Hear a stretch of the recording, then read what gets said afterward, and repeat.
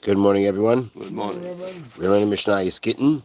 We are in the middle of Parak Aleph, chapter 1, Mishnah Vav, Mishnah 6.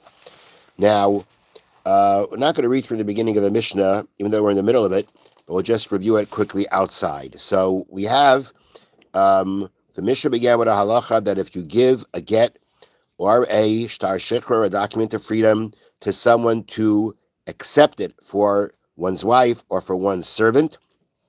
So according to Reb Meir, the halacha is that if the husband or the master who sent the document wants to back out, he could, because we do not consider it a benefit for the wife or for the servant for the wife to be divorced, for the servant to be freed. And that was because of the fact that they are supported they are supported, and if they now, with the divorce, woman is not supported anymore, and therefore it's not considered a benefit for her. And the same thing applies to the servant.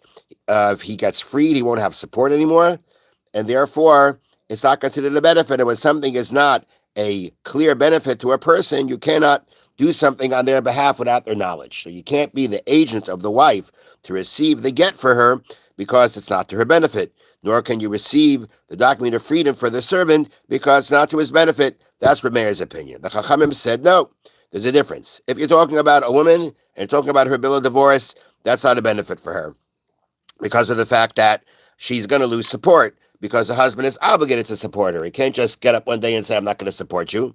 So he has an obligation to that, and therefore she's going to lose her support if she's divorced, and therefore it's not considered an absolute benefit. On the other hand, when it comes to the servant, the sages argue that since a master can just decide one day to tell their servant, go take care of yourself, it's not his obligation to have to support him. Therefore, the fact that now he loses what is typically done, the typical support that he receives, he is going to lose now by being freed. That's not considered a loss.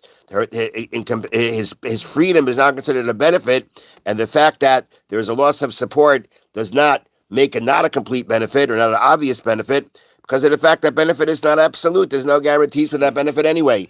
And therefore, we do consider the servant receiving his freedom as a benefit for the person to accept it for him, even without his knowledge. Okay. But the point here is that Reb Meir, that the Chachamim were making an argument that you cannot call giving the servant his freedom a not a clear advantage, a disadvantage of sorts, because of the fact that if the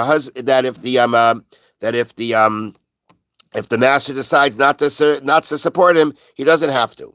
So Amar Lohem, Reb Meir responded to them. Basically, Reb Meir said, all right, let's say we'll accept your argument that the loss of the support to the servant doesn't not make it a benefit for him to be free. It's still a benefit for him to be free. But v'harehu paiselas avdoi min hatruma, he now invalidates his servant from eating truma, shemishu paiselas ishtoi, just invalidates his wife. We know that a Kohen eats truma. A Kohen's family eats truma. A Kohen's slaves eat truma. Eating truma is considered a special thing. So it comes that at the end of the day, that if he is a slave, he can eat truma. He can eat truma from anybody. Any Kohen can give him truma. But the point is, he has that privilege of eating truma as a servant of the Kohen. If the Kohen now gives him his freedom, he doesn't have that benefit anymore. Doesn't have that advantage anymore. So therefore, we should see the giving the servant his freedom a disadvantage or a possible disadvantage because he's losing out on the truma. No meal. I mean, no meal, but he loses out on truma. So the point is, yes, does he have to support him? No, he doesn't have to support him. But at the same time, there is a loss of truma. Eating truma was a right of a Kohen servant.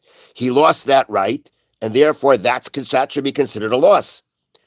And therefore, Reb Meir is trying to argue with the Chachamim and say, but look, I'll show you from a different angle that it's considered a disadvantage for the servant to be free because he loses that right to eat truma. Okay, so that's very good if it's talking about a servant of a Kohen. What if it's not a servant of a Kohen?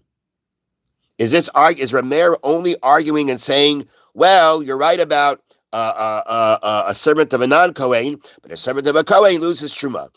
That's not Reb Meir. Reb Meir made an open statement beforehand about all servants. doesn't differentiate between the servant of a Kohen and their excuse me, and their and their servant of a non-Kohen. So therefore, the commentaries explain that actually Reb Meir also has an argument to say that freedom is not to the advantage of a servant for a different reason. I'm going to read it to you from here. The Gemara explains that in truth, Reb Meir holds that freedom contains advantage not only for the slave of a Kohen, but for any slave for a different reason. Meaning the reason given in the Mishnah is he's going to lose out on Truma. That's only the slave of a Kohen. But what about the slave of a non-Kohen? And the explanation to that is, when a slave is freed, he becomes a full-fledged Jew, right? And thus becomes forbidden to cohabit with a female slave, who was permitted to him while he was a slave.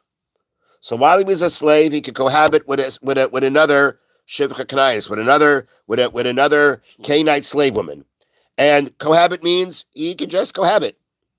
He's allowed. He can just cohabit.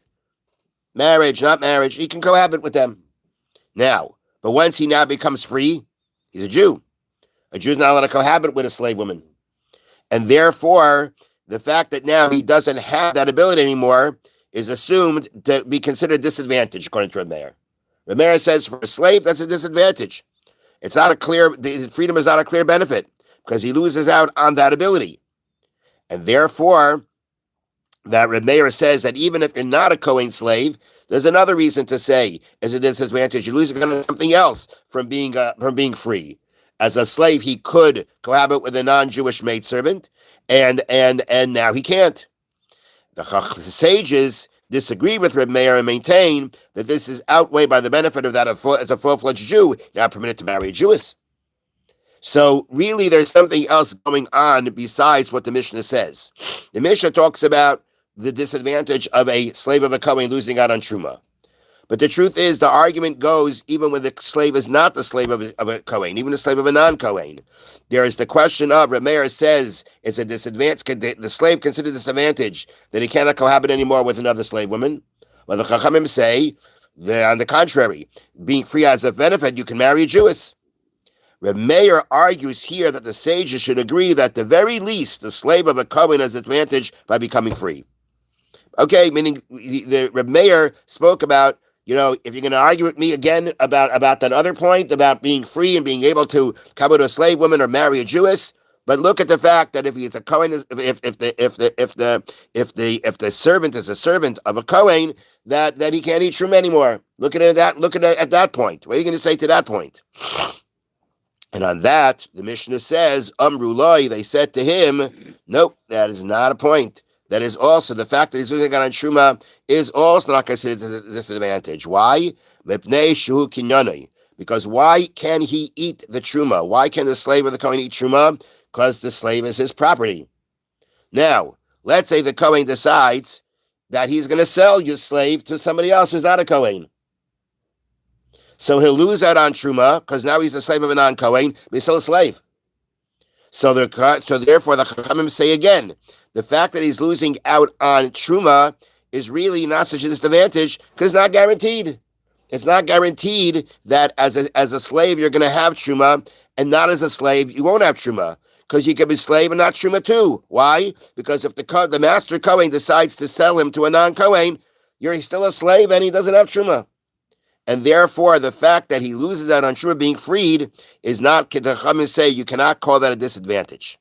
Because again, if he's your slave, then he has Truma. But if you sell him to somebody else who's not a Kohen, he won't have Truma. So it's not like, well, if I'm a slave, I have Truma. Not necessarily. To this master, yes. A different master, not. And you could be sold to that other master. And therefore, being that right of eating Truma, again, is not necessarily guaranteed as a slave, you cannot call his being freed a disadvantage of losing out on Truma. Okay, that's the end of that argument. Now, we have another situation now.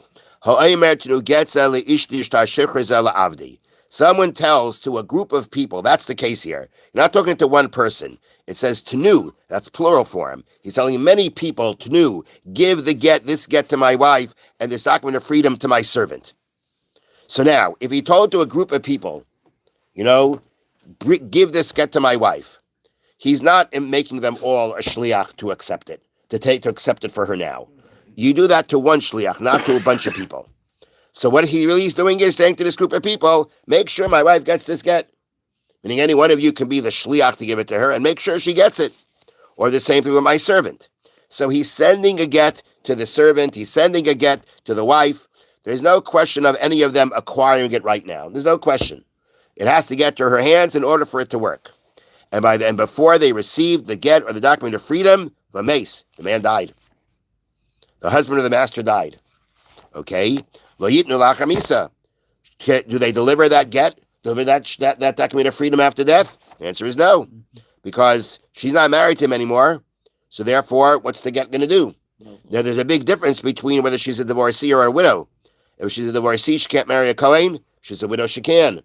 If she's a divorcee and there's no children from the husband, no yibum. If she dies, if he died, she became a widow from him, then there is yibum. So there's a big difference whether this get can be given or not. But at the end of the day, the get can't be given because they're not married anymore. And the slave is not owned by this person who sent the get. He's owned by his heirs. And therefore, after Misa, the bill of divorce or the document of freedom cannot be delivered. However, Tenu mana leish ploni. If let's say the person says, I'm just going to read the words right now.